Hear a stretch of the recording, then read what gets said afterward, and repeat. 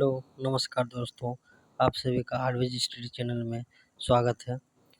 ये मेरा पहला वीडियो है, मैं बिहार स्पेशल का लेके आया हूँ। तो चलिए दोस्तों, समय ना गंवाते हुए मैं शुरू करता हूँ। आज ये पहला भाग है, ये डेली सेशन चलेगा। अगर आपको वीडियो पसंद आता है तो चैनल को लाइक करें, सब्सक्राइब करें और शेयर करें प्लीज़। चलिए ठीक है, फिर मेरा पहला है कि बिहार का इतिहास एवं संस्कृति। मैं अध्याय 1 से शुरू करता हूँ। चलिए दोस्तों ठीक है, प्राचीन बिहार के बारे में जानेंगे कि प्राचीन बिहार के इतिहास के शुरू। ठीक है सर। दोस्तों, पहला प्रश्न है कि प्राचीन बिहार के अध्ययन स्रोत से संबंधित सत्य कथन की पहचान करना है। तो इसका ऑप्शन है, इसका सही उत्तर हो जाएगा ऑप्शन नंबर सी। इसमें क्या है, इसमें कहा कि आज़ादी पूर्व बुकनान और हैमिल्टन ने राजगीर की किलेबंदी के लिए विशाल दीवार, बोधि वृक्ष और बराबर गुफाओं के महत्व के बारे में बताया। पुराविद होट गांव के केसरिया स्तूप, टीला और अरेराज और अशोक स्तंभ के बारे में बताया। स्टीफन भाखड़ा स्तंभ और बसाड़ के अवशेषों के बारे में बतलाया। और कर्नल मैकेंजी ने 1814 में केसरिया के स्तूप का प्रारंभिक या कुछ उत्खनन करवाया। चलिए दोस्तों, प्रश्न नंबर 2 को देखते हैं कि कनिंघम से संबंधित कौन सा कथन गलत है। तो कनिंघम से संबंधित कौन सा कथन गलत है, तो इसका ऑप्शन नंबर डी हो जाएगा। ऑप्शन डी नंबर गलत है। इसका एक्सप्लेनेशन सुन लेते हैं। तो इसका सही क्या होगा कि कनिंघम ने गिरियक पहाड़ी में उत्खनन कर इंद्रशिला गुफा का पता लगाया, जिसका वर्णन फाहियान और हिंसांग ने किया। 1861 में कनिंघम के साथ प्राचीन स्थलों का सुव्यवस्थित संप्रेषण उत्खनन शुरू हुआ। कनिंघम ने बिहार शरीफ में घोसरावा गांव की पहचान उस नगर के रूप में की जिसकी स्थापना कन्नौज के राजा यशोवर्मन ने किया था। ऑप्शन नंबर डी गलत है। ऑप्शन नंबर ई देख लीजिए, बोधगया में कनिंघम ने बोधगया मंदिर की खोज के साथ साथ पवित्र प्रस्तर तथा ग्रेनाइट प्रस्तरों से निर्मित रेलिंग का भी पता लगाया। और जो डी ऑप्शन जो गलत था, इसमें कि 1863 में आर बुरसफुट ने सबसे पहले मद्रास के निकट पूर्व पाषाणकालीन उपकरण का पता लगाया। चलिए उसका प्रश्न नंबर 3 पे आ जाइए कि आज़ादी के बाद बिहार में पुरातात्विक गतिविधियों से संबंधित सही तथ्य चुनिए। तो इसका सही उत्तर हो जाएगा ऑप्शन नंबर ए, यानी कि ऑप्शन 1, 2, 3, 4, 5 चारों ऑप्शन इसमें, पांचों ऑप्शन इसमें सही है। तो इसको देख लेते हैं। आज़ादी के बाद बिहार में पुरातात्विक गतिविधियों से संबंधित तथ्य चुनिए। तो सही हो जाएगा 1949 में पटना विश्वविद्यालय में प्राचीन भारत और पुरातत्व विभाग खोला गया था। दूसरा ऑप्शन है कि डॉक्टर एस अल्तेकर ने 1950 में वैशाली और 1951 में कुम्हार का उत्खनन किया। ऑप्शन नंबर 3 है 1962 में राज्य में पुरातत्व निदेशालय की स्थापना की गई। ऑप्शन नंबर 4 1970 में पटना विश्वविद्यालय ने प्रसिद्ध बौद्ध नगर चंपा जो भागलपुर में का उत्खनन किया। यहाँ 500 ईसा पूर्व की गजदंत निर्मित एक नारी की मूर्ति है। ऑप्शन नंबर 5 है बोधगया में निरंजना नदी के पार जापानी दल ने उत्खनन किया और 3री सदी ईसा पूर्व के बकरौर गांव में स्थित बौद्ध मठ का पता लगाया। पालकालीन अभिलेख के सुजाता गृह का भी पता लगाया।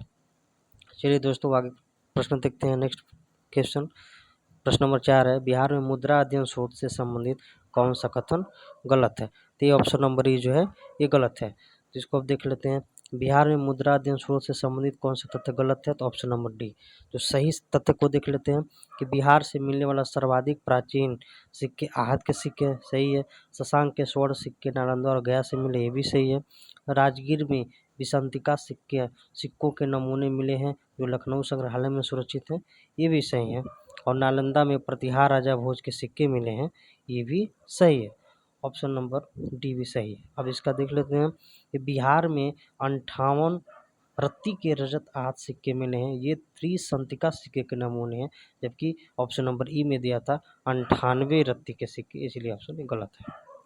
नेक्स्ट क्वेश्चन पे चलते हैं दोस्तों। महादेवी प्रभुदया के 2 अभिलेख कहाँ से प्राप्त हुए हैं। इसका सही उत्तर हो जाएगा ऑप्शन नंबर ए, बसाड़ यानी कि वैशाली से। मुहर के अनुसार प्रभुदया शक सरदार महाक्षत्रप रुद्र सिंह की पुत्री थी। चलिए दोस्तों, प्रश्न नंबर 6 पे आते हैं।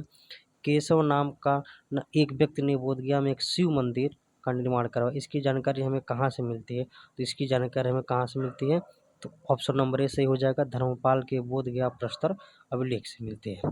प्रश्न नंबर 7 पे है दोस्तों कि श्रीलंका के भिक्षुओं का वर्णन किस अभिलेख से मिलता है। श्रीलंका के भिक्षुओं का वर्णन किस अभिलेख से मिलता है, तो इसका अब देख लेते हैं। तो इसका उत्तर हो जाएगा ऑप्शन ए। तो ऑप्शन ए में क्या है, बोधगया से प्राप्त अभिलेख। बोधगया से प्राप्त अभिलेख में श्रीलंका के भिक्षुओं का वर्णन मिलता है। उसके बाद इसमें ये भी है कि बोधगया अभिलेख में श्रीलंका के भिक्षु महामना देवती का वर्णन है। चलिए दोस्तों, राजनीति रत्नाकर पुस्तक के लेखक कौन है, ये बीपीएससी 2017 में आया है, 2017 में आया है। तो इसका राजनीति रत्नाकर पुस्तक के लेखक कौन है, चंद्रेश्वर है। कौन है, चंदेश्वर है। मिथिला राजा के मंत्री चंदेश्वर ने अपनी रचना राजनीति रत्नाकर में राज्य के ब्रह्मनीति का आधार मंडल सिद्धांत बताया है। यह भी षाण्गुण्य सिद्धांत और साम दाम दंड भेद के उपायों के प्रयोग का परामर्श देता है। प्रश्न नंबर 9 पे आइए दोस्तों, कौटिल्य की पुस्तक अर्थशास्त्र किस विषय पर आधारित है। ये किस विषय पर आधारित है, ये शासन कला के सिद्धांत और अभ्यास पर आधारित है। उसके बाद आ जाइए दोस्तों प्रश्न नंबर 10 पे, उदंत प्रकाश के लेखक हैं। तो उदवंत प्रकाश के लेखक कौन है, मौली कवि। मौली कवि, ये प्रश्न भी 2017 में आया है, 60 से 62वीं ईस्वी में आया है। चलिए दोस्तों नेक्स्ट क्वेश्चन पे चलते हैं। मौर्यकालीन स्थापत्य कला के साक्ष्य प्राप्त हुए। तो मौर्यकालीन स्थापत्य के कला साक्ष्य कहाँ से प्राप्त हुए हैं, तो हमें पाटलिपुत्र से भी प्राप्त हुए हैं, बराबर से भी प्राप्त हुए हैं। बराबर की गुफाएं दोस्तों गया में है, राजगीर से भी प्राप्त हुई, यानी कि उपरोक्त सभी से प्राप्त हुए हैं। प्रश्न नंबर 12 पे आ जाइए, बिहार पर गढ़वालों के आधिपत्य का प्रमाण मिलता है। तो बिहार पर गढ़वालों के आधिपत्य का प्रमाण मिलता है, इसका सही उत्तर हो जाएगा मनेर ताम्रपत्र से। कहाँ से मिलता है, मनेर ताम्रपत्र से मिलता है। ऑप्शन नंबर 13, बिहार आने वाले महत्वपूर्ण चीनी यात्री का नाम है। तो बिहार आने वाले महत्वपूर्ण चीनी यात्री का नाम दोस्तों आपको पता है, फायान भी है, हेनसांग भी है और इत्सिंग भी। फायान जो है ये चंद्रगुप्त विक्रमादित्य के शासनकाल में आया था, और जो हेनसांग है वो हर्षवर्धन के शासनकाल में आया था। प्रश्न नंबर 14 पे आइए दोस्तों, प्राचीन बिहार के इतिहास के जानकारी के मुख्य स्रोत हैं। तो प्राचीन बिहार के इतिहास के जानकारी के मुख्य स्रोत कौन सा हो जाएगा, option number D. Option number D क्या है, पहला, दूसरा, तीसरा, चौथा, पाँचवा, यानी कि सारे भग्नावशेष, यात्रा वृत्तांत, अभिलेख, सिक्के और धार्मिक ग्रंथ जो हैं ये बिहार के इतिहास के जानकारी के मुख्य स्रोत हैं। आइए दोस्तों नेक्स्ट क्वेश्चन पे चलते हैं। प्राचीन पाटलिपुत्र के संबंध में जानकारी के स्रोत हैं। तो प्राचीन पाटलिपुत्र के संबंध में जानकारी के स्रोत कौन से हैं, उपयुक्त सभी भग्नावशेष, धार्मिक ग्रंथ और यात्रा वृत्तांत। चलिए दोस्तों नेक्स्ट क्वेश्चन पे, बिहार में मौर्यकालीन अभिलेख प्राप्त हुए हैं। बिहार में मौर्यकालीन अभिलेख कहाँ से प्राप्त हुए हैं, तो कहाँ से प्राप्त हुए हैं दोस्तों, ऑप्शन नंबर सी, दूसरा, तीसरा, चौथा, पाँचवा। तो ये हो जाएगा लौरिया अरेराज से, और लौरिया नंदनगढ़ से, और सहसराम से, और रामपुर वहाँ से। ये चारों ऑप्शन सही हो जाएगा। चलिए दोस्तों नेक्स्ट प्रश्न में चलते हैं। अशोक का लघु शिलालेख फर्स्ट प्राप्त हुआ है। तो कहाँ से प्राप्त हुआ, ये सहसाराम से प्राप्त हुआ। कहाँ से प्राप्त हुआ, सहसाराम से प्राप्त हुआ। बिहार से प्राप्त मौर्यकालीन अभिलेखों की भाषा है। तो बिहार से प्राप्त मौर्यकालीन अभिलेखों की भाषा दोस्तों कैसी है, प्राकृतिक भाषा है। कैसी भाषा है, प्राकृतिक भाषा। चलिए दोस्तों नेक्स्ट, बिहार से प्राप्त मौर्यकालीन अभिलेखों की लिपि पूछा है, वहाँ पे भाषा पूछा था, यहाँ पे लिपि पूछा है। तो कौन सी लिपि है, ब्राह्मी लिपि। कौन सी लिपि है, ब्राह्मी लिपि। बिहार में धातु प्रस्तरविहीन अवशेष मिले हैं। तो कहाँ से मिले, डी, उपयुक्त में सभी से मिले हैं। कहाँ कहाँ से मिले हैं, तो चिरांद छपरा से मिला है, चेचर वैशाली एवं सोनपुर से, मनेर से, यहाँ से मिले हैं। चलिए दोस्तों, बिहार के नवादा जिले से के अफसर से प्राप्त अभिलेख में किस राजवंश के बारे में जानकारी मिलती है। बिहार के नवादा जिले के अफसर से प्राप्त अभिलेख में किस राजवंश के बारे में जानकारी मिलती है। तो किस राजवंश के बारे में जानकारी मिलती है, परवर्ती गुप्त वंश के बारे में जानकारी मिलती है। परवर्ती गुप्त वंश के बारे में जानकारी मिलती है। चलिए दोस्तों नेक्स्ट प्रश्न, बिहार प्रांत के आरा से प्राप्त देवबरनाक का लेख तथा शाहपुर पटना एवं मंदार बांका से प्राप्त लेखों में जानकारी मिलती है। तो किस वंश के बारे में जानकारी मिलती है, तो ये परवर्ती गुप्त वंश के बारे में जानकारी मिलती है। यहाँ पे है नीचे कि देवबरनाक के अभिलेख में परवर्ती गुप्त शासक देवगुप्त, विष्णुगुप्त एवं जीवित गुप्त द्वितीय का नाम मिलता है। चलिए दोस्तों नेक्स्ट प्रश्न में देखते हैं, पाल शासकों के बारे में जानकारी मिलती है। तो पाल शासकों के बारे में जानकारी कहाँ से मिलती है, तो उपयुक्त सभी में से। कौन कौन, तो देवपाल के मुंगेर अभिलेख से, नारायण पाल का भागलपुर ताम्रपात्र अभिलेख से, महिपाल प्रथम के नालंदा एवं मुजफ्फरपुर के अभिलेख से मिलता है। चलिए दोस्तों नेक्स्ट प्रश्न पर चलते हैं। नेक्स्ट प्रश्न है हमारा, बिहार के लिए सर्वाधिक प्राचीन साहित्यिक स्रोत, बिहार के लिए सर्वाधिक प्राचीन साहित्यिक स्रोत तो कौन सा हो जाएगा? अथर्ववेद, अथर्ववेद। चलिए दोस्तों, बिहार में स्थित महाजनपदों के बारे में जानकारी मिलती है, तो बिहार में स्थित महाजनपदों के बारे में जानकारी कहाँ से मिलती है? तो अंगुत्तर निकाय में मिलती है। कहाँ से?